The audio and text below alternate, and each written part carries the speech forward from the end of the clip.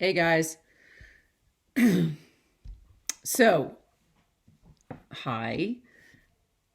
First of all, I wanted to apologize for my scary breath face in the video the other day. I until I saw the video, I didn't. Oh, look, who came to say hi? Hi, Ollie. I didn't realize just how horrible that looked. I look like I'm in terrible pain, so I hope I haven't put you off of deep breathing forever.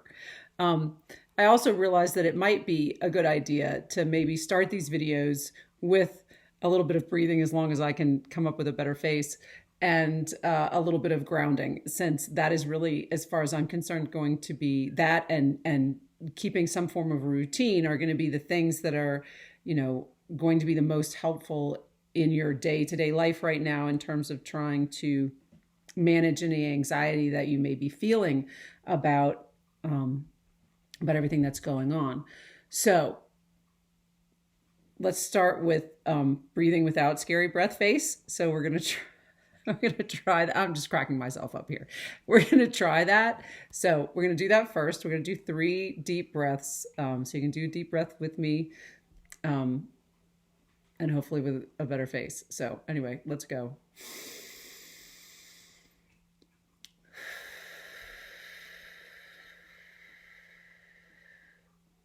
Do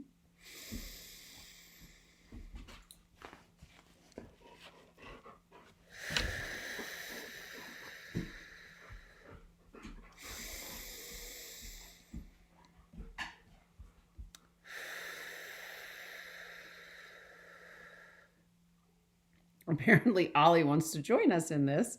So anyway, let's hope I can keep him calm enough to get through this. So that being done, let's do a little grounding. And again, I want you to feel free to do whatever kind of grounding feels good to you, right? And that can be fancy or not fancy. And I'm just going to talk us through a very quick grounding, which you can do, anytime. And that's going to be what I'm doing right now, which is I'm sitting, I'm feeling the chair and the cushion under my butt. I am leaning slightly forward in the chair. My hands are down by my thighs, holding the cushion and pushing against the tops of actually the middle of my thighs, I guess. My legs are crossed. I have one foot flat on the floor. My other foot is pressed against the table leg. I can hear my dog slurping water behind me, and you probably can too. I am looking at a video that I'm making right now, and I'm also looking out the windows ahead of me, watching the snow starting to fall off the trees as the temperature increases. The air in here is not cold, but it's not exactly warm right now either. That's why I put on my sweater. And right now I'm feeling really content. So I'm also going to check in with my sort of where I am emotionally too, right? You can do that. So feel where you are. Be aware of what you're sitting on, what you're touching, what you're seeing, what you're hearing, what you're feeling. And remember, again, I want to reiterate, you can do that anytime during the day, all the time. Whatever your activity is, you can drop into your senses. And that will help you stay out of your head and out of what I call the vortex, which is a dangerous place to be for many of us. And the next thing is I'm just want to remind you again to sort of hold in your head the idea of routine, so that if this is a Thursday and you think about what you normally did, and you can think about what you can keep from that routine, and what you want to what you might want to shift. For instance, if you don't have to get up early to get other people out the door or to get yourself out the door to work, then maybe you can sleep in a little bit, right? And start your day a little bit later than you would have. Maybe you can have a little fun there's somebody to have fun with, or even if there's not, I guess. And then figure out, how your routine, how your day is going to go. But maintaining some sort of a routine, keeping some things the same is going to be very helpful in terms of helping you feel like you've got a handle on things, right? Like there's something that you can sort of hang on to that feels familiar, right? Because that's going to help you weather the changes. And that's going to help you be calm enough to see the opportunity in changes, which is what is in the, I talked more in depth about in the last video that I just posted.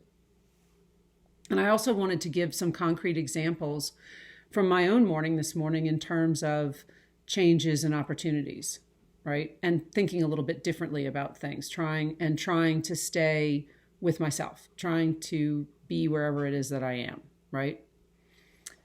And the first one was I was out on a walk in the snow with Ollie today.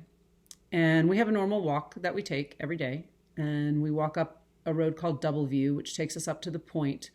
And if any of you follow me on Facebook or Instagram, you've seen probably some of the pictures from the point. It's almost a 360, view of surrounding mountains and valleys, and there's a lake, and you can see Hemet, which is much more beautiful from above, I must say. No offense to Hemet. Anyway, so it's the route we normally take. It's the route I take, just about every day. As I was coming down the hill, I found myself thinking, I need to get back because I need to post video, and I need to do this, and I need to do this, and I need to do this work, and I need to call this person, I need to text, and And I thought, oh boy, no, you don't. You don't have to do that. You could take a longer walk. You could, instead of going down the road that you always go down to head for home, you could take this other road and extend your walk a little bit. You and Ollie didn't walk yesterday because the snow was a little bit wetter and it didn't seem like it would be much fun. So you didn't go. So that's what I did. I took a longer walk and it was lovely. And it gave me more opportunity to train Ollie not to chase cars, which is something that I'm working on right now because he gets quite agitated about cars. Trying to calm his anxiety. It's a little different with a dog. Anyway, and then I got home and I was hungry, and confession here, the last couple of months, I have most mornings, almost every morning, I have had a protein bar for breakfast. And that's not a terrible thing. There are worse confessions I could make. But I thought to myself, you're not in any particular rush. There's no reason that you can't scramble yourself a couple of eggs and sit down and eat them. And so that's what I did. I scrambled myself a couple of eggs and I put them on a plate, and I got some guacamole that I have that needs to be eaten in the fridge, and I sat down and I ate. And I, again, had to think about staying with myself and with that moment, because as soon as I sat down, my immediate response was to pick up the phone and start looking, checking the phone, checking texts, checking other messages, checking emails, maybe making a phone call. And I thought, no, you don't need to do that. You can just eat. And so that's what I did. And so those are two examples, just very simple examples of what I've been talking about, right? And what we've been talking about. So I just wanted to offer those to you in case any of this seems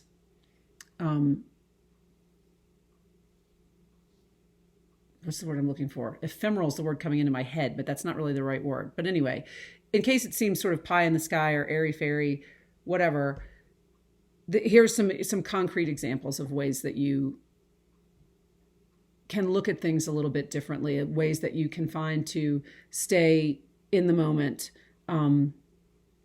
resist that temptation to be always on to the next thing, right? Because right now we have this opportunity where we don't have to be right on to the next thing, right? We don't have to be thinking about that. We really can take a moment and go on a longer walk or sit down and eat breakfast and not have a protein bar, while I'm doing something else, which is what I was doing, right? So I just wanted to offer those thoughts to you. I wanted to reiterate the breathing without the scary breath face, the grounding, and the routine, and then give you some examples of what can be different and how just very small changes can make things different. And having this ability in your toolbox, right, to be able to drop into your senses, to be able to stop yourself from going on to the next thing all the time before you've finished what you're doing at the moment. All of that will allow you to better manage the anxiety that is, at least for a little while, likely to be coming, right? Keeping yourself from going on to the next thing is practice for keeping yourself from projecting too far into the future. What am I going to do about this? What am I going to do about that, right? Because you don't have any control over that. But you have control over sitting down and eating some eggs. And you do have control over taking a half-mile further walk than you normally do, right? So take advantage of it. Enjoy that moment, right? And that's the thought that I'm going to leave you with for now. And good luck and have a great day. And please feel free to ask questions or make comments that, things that you'd like me to talk about or that might be helpful. So anyway, ciao for now. Mwah!